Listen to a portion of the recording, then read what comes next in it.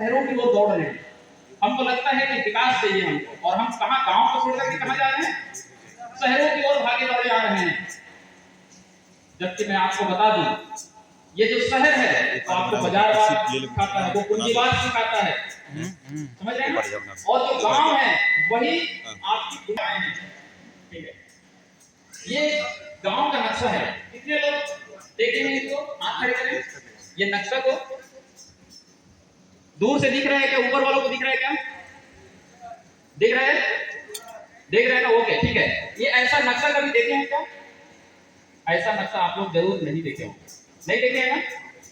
नहीं देखे हैं ना? लेकिन इसके अंदर में क्या क्या है वो दिख रहा है क्या? एक लाठी, एक लाठी। इस नक्शा में क्या क्या दिख रहा है आपको कुछ पता है क्या? थोड़ा देखेंगे। ये मवेशी है, ये तालाब है, ठीक है ना? ये कुछ खेत खलिहान है, ये जंगल है, ये नदी है, ये आपके पेड़ स्थल है, ठीक है? ये घर है, ये राउड है, ठीक है? ये ठाकुर देव है, ये पूरे जो आठों राव है आपके गांव के आसपास के। ऐसे गांव में रहता है कि नहीं रहता है? कितने लोग जानते हैं रहता है? हाथ खड़े करें। गुड। इसका मतलब अभी आप अंबिकापुर में नहीं बैठे हैं, आप अपने गांव के बारे में सोचिए। जिस गांव से आए हैं मैं उसी के बारे में बात करूंगा, क्योंकि ग्राम सभा वही है और मैं उसी ग्राम सभा की बात कर रहा हूं अभी। तो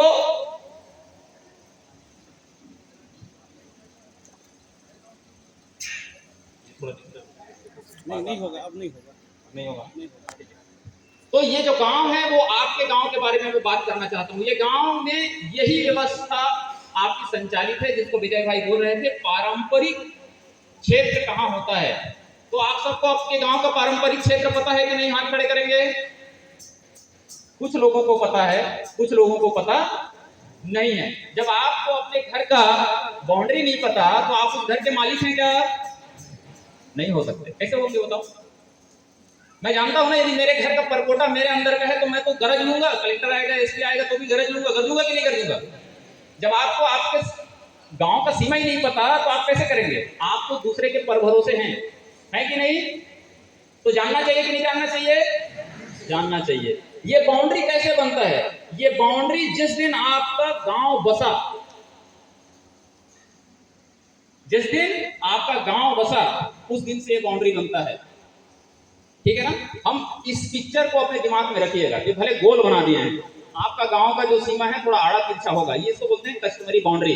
हम पूरे समय इस कस्टमरी बाउंड्री को आगे रख करके, फ्रंट में रख करके हम आगे विधायिका, कार्यपालिका और न्यायपालिका के बारे में हम आगे बात करेंगे। नेक्स्ट, पैसा जनरली है क्या चीज? पैसा पैसा सब बोलते हैं, पैसा है क्या चीज?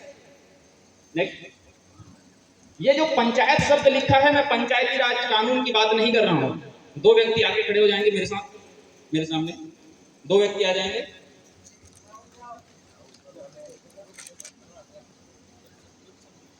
कोई भी आ जाए इधर, दो व्यक्ति।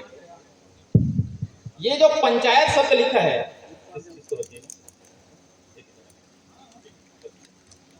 ये जो पंचायत लिखा है, ये पंचायती राज कानून की बात मैं नहीं कर रहा हूं, याद रखिएगा। ये पंचायती राज एक कानून है, स्टेट गवर्नमेंट का कानून है। मैं बात कर रहा हूं इस किताब की, पंचायत से। ये कौन सी किताब है?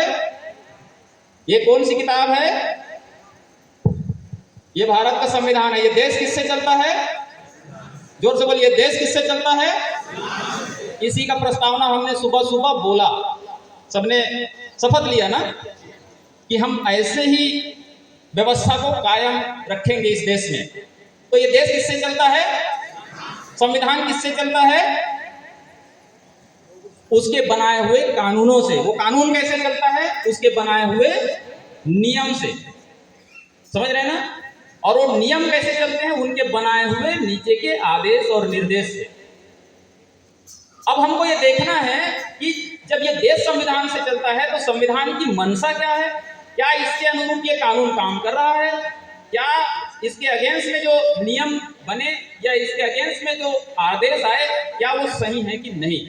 ये जब तक हम देखेंगे नहीं तब तक अभी जितने सवाल आप लोग कर रहे थे वही सवाल होने वाला है। तो एक बार बोलिए, ये देश किससे चलता है? संविधान से। तो हम संविधान को समझने की कोशिश करेंगे। तो ये जो पंचायत जो शब्द है, जो पंचायत व्यवस्था है, त्रिस्तरीय पंचायत व्यवस्था, ये संविधान में जोड़ा गया भाग 9 में। उस व्यवस्था को एक्सटेंड करना है। किधर एक्सटेंड करना है? नेक्स्ट आगे किस एरिया में एक्सटेंड करना है बोल रहा है, किस एरिया में बढ़ाना है बोल रहा है, विस्तार किधर करना है? शेड्यूल्ड एरिया में। याद रखिएगा, इस कानून को बढ़ाने के लिए बात मैं नहीं कर रहा हूं, ये एक अलग कानून है, लेकिन ये देश इससे चलता है और ये कह रहा है कि शेड्यूल्ड एरिया में इसमें जो व्यवस्था होगा, इस व्यवस्था को बढ़ाया जा सकता है। आगे किस एरिया में? जिस एरिया को राष्ट्रपति, जो भारत के राष्ट्रपति हैं, वो नोटिफाई किए होंगे, अधिसूचित किए होंगे कि ये 5वीं अनुसूची क्षेत्र है। तो ये बस्तर, ये सरगुजा संभाग जो है वो 5वीं अनुसूची क्षेत्र है कि नहीं? कितने लोगों को पता है? हाथ खड़े करें। सबको पता होना चाहिए ये 5वीं अनुसूची क्षेत्र है। जिसको पता नहीं होगा तो आज का पूरा ट्रेनिंग गड़बड़ है। तो ये 5वीं अनुसूची क्षेत्र है, यहाँ सभी लोग रहते हैं, चाहे वो एसटी हो, एससी हो, ओबीसी हो, माइनॉरिटीज हो, जनरल हो, सभी लोग इस क्षेत्र में रहते हैं। हम बात करेंगे कि 5वीं अनुसूची में अंतर क्या है और 6वीं अनुसूची में अंतर क्या है, सामान्य क्षेत्र में अंतर क्या है। ठीक है ना?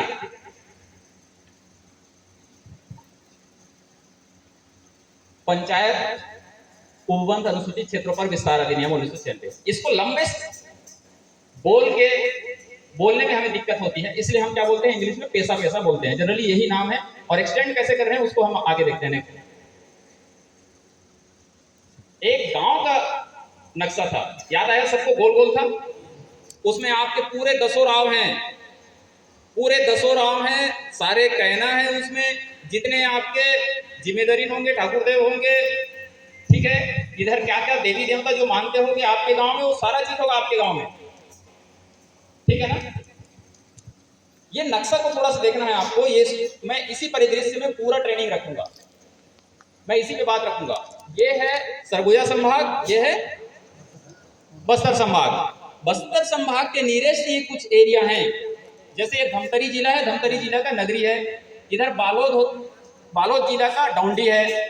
थोड़ा पीछे जाएंगे तो मानपुर मोहला है, राजनांदगांव का हिस्सा हुआ करता था, अभी जिला बन गया। इधर वाले में आप देखेंगे रायगढ़ के पेच में तो आधा हिस्सा है, इधर देखेंगे तो कोटा है पूरा। हाँ, पूरा एरिया यदि आप देखेंगे इधर वाले में तो ये पूरे छत्तीसगढ़ का नक्शा है। और ये छत्तीसगढ़ के नक्शा को आप थोड़ा ध्यान में रखेंगे। नेक्स्ट, अच्छा देख,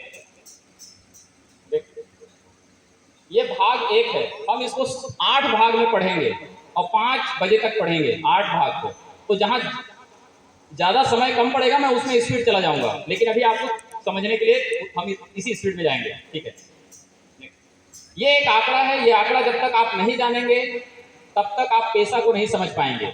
एक्चुअल में पेशा लागू कहाँ होता है ऐसा बोलने से? छत्तीसगढ़ में होता है क्या? छत्तीसगढ़ में नहीं। देख जाइए,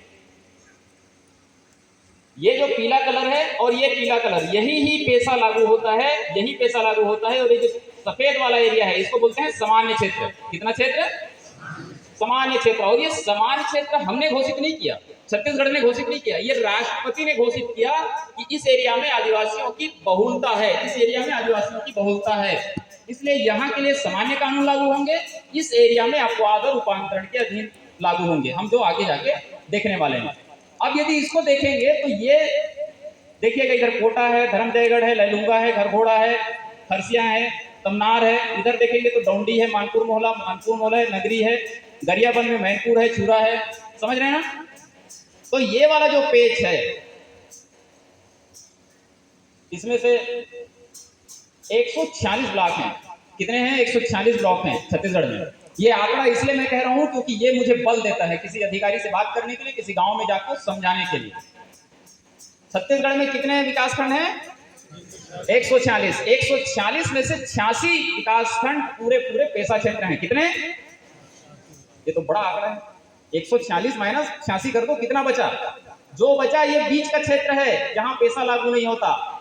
यदि हम इस आंकड़े को थोड़ा और बढ़ा के देखते हैं तो टोटल 20,000 गांव हैं इस पूरे छत्तीसगढ़ में। कितने गांव? 20,000 गांव। और एक सीओ मैडम की गाड़ी अभी जा रही है, सीओ मैडम की गाड़ी के आगे में किसी गाड़ी 78-72 के ड्राइवर कहीं बैठे हुए हैं, कृपया जाके गाड़ी हटा दें वहाँ से। 78-72 CG 15 DH 78-72 वो हमारे सीओ मैडम के गाड़ी के सामने लगी हुई है, वो जाना चाह रही हैं। कृपया गाड़ी आप हटा दें, जिसकी गाड़ी का नंबर है 7872। ठीक है, तो एक आंकड़ा को देखेंगे, टोटल 20,000 गांव है, उसमें से लगभग 10,000 गांव आपके शेड्यूल्ड एरिया में है। इसका मतलब 50% गांव किस एरिया में है? सरगुजा संभाग और बस्तर संभाग में। ठीक है ना? यदि आप इसी को देखेंगे कि टोटल ग्राम पंचायतें कितनी हैं, ठीक है, तो 11,000 में से लगभग 5,500 इन्हीं एरियाओं में है। ठीक है ना? इसको थोड़ा सा और आगे जाते हैं आपको समझ बनाने के लिए। नेक्स्ट, ये एक आंकड़ा है, आपको नहीं दिख रहा होगा ऊपर वालों को, मैं पढ़ दे रहा हूं। ठीक है ना? ये जो एरिया है ये पूरा की पूरा 61% हिस्सा है। कितना प्रतिशत हिस्सा? कितना प्रतिशत? यदि छत्तीसगढ़ का 100% भौगोलिक क्षेत्र बोलेंगे तो उसमें से 61% हिस्सा जो है आदिवासी क्षेत्र है। कितना प्रतिशत? तो बचा कितना 100 में? जल्दी बोलो। 39% भौगोलिक क्षेत्र ही सामान्य क्षेत्र है। तो बड़ा कौन सा, 39 वाला कि 61 वाला? 61% हिस्सा आदिवासी क्षेत्र है और वहीं पे पेशा लागू होता है। और पेशा जनरल कानून नहीं है, सामान्य कानून नहीं है, वो विशेष क्षेत्र में विशेष अपवाद और उपांतरण के अधीन लागू होने वाला कानून है। इसका मतलब हम आज पूरे 61% हिस्से पे बात करेंगे, 39% हिस्से पे बात नहीं करेंगे। जनरली स्टेट में बैठे हुए लोग, रायपुर में बैठे हुए लोग जब इस प्रदेश के लिए जब नीति नियम बनाते हैं तो कैसे देखते हैं? पूरा प्रदेश एक बराबर है, ऐसा देखते हैं कि नहीं देखते? पूरा प्रदेश एक बराबर है करके वो लोग कानून बनाते हैं। कानून उनको 39 के लिए अलग बनाना चाहिए और 61 के लिए अलग बनाना चाहिए, तभी आप उम्मीद कर सकते हैं कि आपके नियम कानूनों के अनुसार वो रिजल्ट देगा। भाई आपको 39 के लिए कानून बनाए और 61 में थोप दिए, यही हो रहा है कि नहीं हो रहा है? अभी जो आपका सवाल था यही हो रहा है ना। 39 में बनाए आप लोग, बढ़िया बनाए, रायपुर दुर्ग भिलाई राजनांदगांव बेमेतरा में लागू होगा करके, और उसको कहां थोप दिए? सरगुजा में थोप दिया और वहां पे बस्तर में कर दिए। वो रिजल्ट देगा क्या? नहीं देगा, वो आपके ऊपर लागू ही नहीं होगा तो कैसे होगा? नेक्स्ट, अब हम पेशा के पृष्ठभूमि पर जाते हैं। पेशा के पृष्ठभूमि, नेक्स्ट, उसको समझने के लिए थोड़ा मैं पीछे जाना चाहता हूं। ये पेशा एक्चुअल में है क्या? इस देश में 90 के दशक में दो बड़े बदलाव हुए। कितने बड़े बदलाव हुए? दो बड़े बदलाव हुए। एक, उसी समय 90 के दशक में उदारीकरण की नीति लाई गई इस देश में और कहा गया कि हम इस देश में आर्थिक सुधारों को लेकर के बहुत सारे सख्त कानून हैं, उन सख्त कानूनों को शिथिलता लाते हुए हम उसमें संशोधन करेंगे। इस एरिया में, सरगुजा में धंधा चाहिए, रोजगार चाहिए, पानी चाहिए, बिजली चाहिए। बस सरगुजा के साथ में बस्तर में भी चाहिए, वहां का भी विकास चाहिए, वहां भी उद्योग डालेंगे, धंधे डालेंगे, पानी, बिजली, सड़क चाहिए। तो ये 90 के दशक में उदारीकरण की नीति इस देश में लाया गया और ये कहा गया कि जो सख्त कानून थे उस जमाने में, जो विद्यमान प्रवृत्ति विधि रही होगी उस समय, जितने भी एग्जिस्टिंग लॉ या रूल्स रेगुलेशन रहे होंगे और कड़े थे उस समय, आदिवासी की जमीन आदिवासी के अलावा कोई ले नहीं सकता था। अभी आप लोग कई शिकायत करेंगे, हाँ अभी जब हाथ खड़े करेंगे सवाल के लिए तो मेरे से कई सवाल खड़े करेंगे कि आदिवासी की जमीन ये ले लिया, आदिवासी की जमीन वो ले लिया। 90 के दशक में सब लोग डरते थे बस्तर और सरगुजा में जाने के लिए। क्यों? क्योंकि यहाँ के आदिवासी की जमीन पे हम नहीं रह सकते, रहेंगे तो किराए में रहेंगे। तो उस कानून को, उस सख्त कानून को हमको शिथिलता बरता गया और कई कानूनों में संशोधन, वो हम आगे देखेंगे कि किन किन कानूनों में वैसा किया गया। एक जो दूसरा बड़ा बदलाव हुआ वो था ग्राम स्वराज की परिकल्पना को इस देश में लाया गया। और ये जो ग्राम सभा, नेक्स्ट, जो हमारे बीच में हमारे सरगुजा के कलेक्टर महोदय पधारे हैं। मैं हम लोग उनका स्वागत ताली से बजाएंगे, ताली से और फूल माला आएंगे। हमारे अनुसूचित जनजाति के अध्यक्ष को मैं से निवेदन करूंगा कि फूल माला से उनका स्वागत करें। ताली ताली ताली। लाइट चालू कर दीजिए थोड़ा सा। लाइट कहाँ पर है? कौन लाइट चालू कर दीजिए थोड़ा।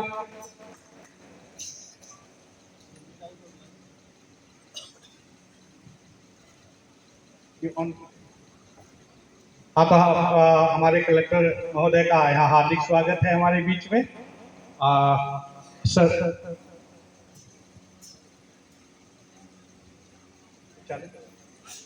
हाँ सर, ठीक है, हम कंटिन्यू करते हैं कि जब उदारीकरण की नीति आई तो उदारीकरण की नीति के चलते इस क्षेत्र में खास करके 5वीं अनुसूची क्षेत्रों के जितने सख्त कड़े कानून थे उनमें जल जंगल जमीन को लेकर के जो बड़े कानून थे उसमें बदलाव लाया गया, परिवर्तन किया गया और परिवर्तन करके लागू किया गया। तो ये उदारीकरण की नीति को हम बाद में चर्चा करेंगे, लेकिन एक बड़ा जो दूसरा बदलाव हुआ वो दूसरा बदलाव है सत्ता का विकेंद्रीकरण। और ये सत्ता का विकेंद्रीकरण का मतलब आपको समझना है पावर को डिसेंट्रलाइज करना। जो मेरा शक्ति है वो हम आपको दे रहे हैं, नीचे पेरिफेरल यूनिट में हम आपको दे रहे हैं। तो ये जो सत्ता का विकेंद्रीकरण है उस समय तो कुछ था ही नहीं। 90 के दशक में कोई ऐसा गांव में व्यवस्था ही नहीं था कि सत्ता में दो ही प्रकार के थे, एक लोकसभा और एक राज्य में विधानसभा। तो ये कह रहे हैं दोनों लोकसभा और विधानसभा कि हम सत्ता का विकेंद्रीकरण करेंगे, हम जो निर्णय ले सकते हैं वही निर्णय आप भी ले सकते हैं, लेकिन कौन लेगा, किस स्तर पे लिया जाएगा, ये व्यवस्था नहीं था। और इसके चलते जब सत्ता का विकेंद्रीकरण हुआ तो पहली मर्तबा ग्राम सभाओं को संवैधानिक दर्जा मिला।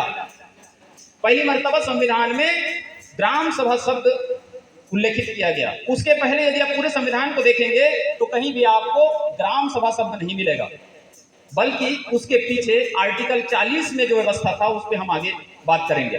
ठीक है, तो सबसे ऊपर में लोकसभा है, उसके नीचे में विधानसभा है और उसके नीचे में ग्राम सभाएं हैं।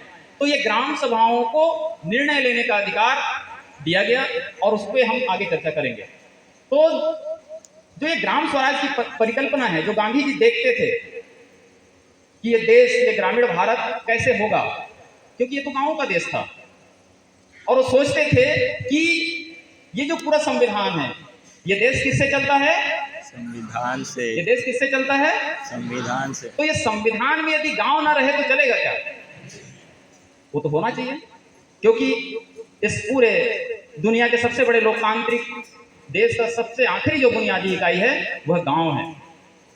और उस गांव में यदि त्रिस्तरीय पंचायत व्यवस्थाओं को लाया जाएगा तो आखिरी जो निर्णय लेने का जो फाइनल अथॉरिटी होगा वो कौन होगा।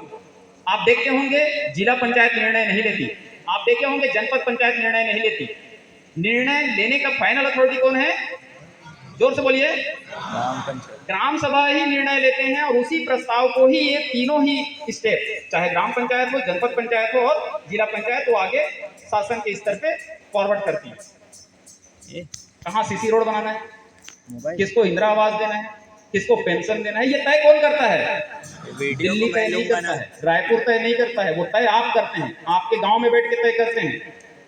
ठीक है ना, लेकिन आप सभी विषय पे निर्णय ले लेंगे क्या। ठीक है, सत्ता का विकेंद्रीकरण की बात चल रही है, सत्ता का हम विकेंद्रीकरण करते हैं। आप निर्णय ले लो बोलने से सारे विषय पे आप निर्णय ले लोगे क्या, ले सकते हैं क्या, नहीं ले सकते, क्योंकि जो केंद्र सरकार है लोकसभा के अपने जो संघ सूची है उस सूची के अधीन ही वो कानून बना सकता है। वैसे ही जो राज्य के स्टेट गवर्नमेंट है वो अपने स्टेट लिस्ट के जितने विषय होंगे उसमें ही वो नियम कानून बना सकते हैं, और जो संवर्ग की सूची होती है वो दोनों ही एक विषय पे कानून बना सकते हैं। ठीक है ना, लेकिन हम बोल रहे हैं कि ग्राम सभा भी निर्णय ले सकती है, तो इनको भी विषय देने पड़ेंगे कि नहीं देने पड़ेंगे, जोर से बोलिए, देने पड़ेंगे।